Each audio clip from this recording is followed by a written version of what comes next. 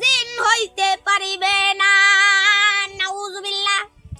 কোন ব্যক্তি যদি নামাজের মধ্যে কোনো ভুল করে, তাহলে আল্লাহর কাছে যদি সে ক্ষমা না চায়, তাহলে তার সেই নামাজ কোনোদিন কবুল হইবে না। নাউজুবিল্লাহ। আর কোন ব্যক্তি যদি ভালোভাবে আযান দিতে পারে, কিন্তু নামাজও ঠিকভাবে পড়াইতে পারে, কিন্তু নবীর দরুদ পাঠ করে না, তাইলে সে কোনোদিন নবীর উম্মত হইতে পারিবে না।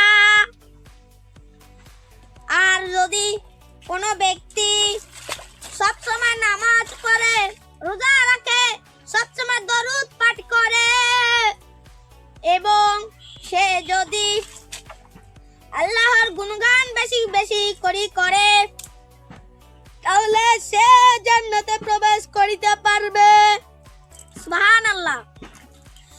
আমার আল্লাহ তাআলা বলেন, ইয়া আইয়ুহান নাবিয়্যু সাল্লু আলান নাবিয়্যি তাসলিমান কুবুরা। যেদিন কিয়ামত হয়ে যাবে, সেদিন নবীজি দাঁড়িয়ে থাকবেন। দাঁড়িয়ে দাঁড়িয়ে যখন এক এক করে আমাদের শাস্তির কথা বলা হবে, তখন নবীজি সাল্লাল্লাহু আলাইহি ওয়াসাল্লাম বলবেন, ইয়া আল্লাহ, তুমি আমার গুনাহগার উম্মতকে জান্নাতে দাও, না হলে আমি কোনোদিন জান্নাতে যাইব না। সুবহানাল্লাহ। নবীজি সাল্লাল্লাহু আলাইহি ওয়াসাল্লাম আরো ইরশাদ করলেন যে, আল্লাহ, যদি তুমি আমার গুনাহগার উম্মতকে জান্নাতে না দাও, তাহলে আমি কোনোদিন জান্নাতে প্রবেশ করিব না।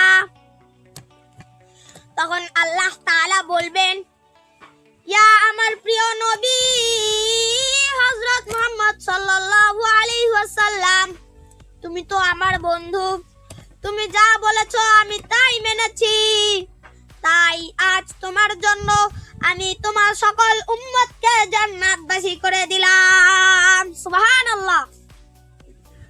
নবীজি খুশিতে বলবেন, যাও যাও আমার গুনাহগার উম্মত, তুমি যাও জান্নাতে। হযরত ঈসা আলাইহিস সালাম তখন বাঁশির ফু দিবেন এবং একটি কাল নাগ বেরোবেন, মাটির নিচ থেকে পৃথিবী চূর্ণ বিচূর্ণ হয়ে যাবে। আর যেসব হিন্দু খ্রিস্টান থাকবে, তাদেরকে সেই সাপ আক্রমণ করে শেষ করে দিবে। নাউযুবিল্লাহ। তাই বলছি প্রিয় ভাই ও বোনেরা, আপনারা সকলেই নামাজ ভালোভাবে পড়বেন এবং সবসময় ইসলামের দাওয়াত দিবেন, ইসলাম প্রচার করবেন, তাহলেই আপনারা জান্নাতে প্রবেশ করিতে পারবেন। এবং যদি আপনারা সবসময় ভালোভাবে নবীর দরুদ পাঠ করেন, তাহলে আপনারা সবাই জান্নাতে প্রবেশ করিতে পারিবেন। এবং আল্লাহ তাআলা আরো বলেন, যদি কোনো ব্যক্তি ইসলামের প্রচার নিয়ে আসে, তাহলে সে যদি 1 কিলোমিটার রাস্তা পর্যন্ত হাঁটে ইসলামের প্রচার করার জন্য, সে তার নবীর জন্য সে বিনা হিসাবে জান্নাতে যাইবে। সুবহানাল্লাহ। তাই আপনারা সব সময় ভালো করে নামাজ পড়বেন, নবীর দরুদ পাঠ করবেন, ইসলামের প্রচার নিয়ে বেরোবেন এবং সব সময় আল্লাহর গুণগান করবেন। কোনো লোকের গুণগান করবেন না এবং সবসময় আল্লাহর তাআলার গুণগান করবেন। এটাই আপনাদের কাছে আমাদের চাওয়া। আসসালামু আলাইকুম ওয়া রাহমাতুল্লাহি ওয়া বারাকাতুহু।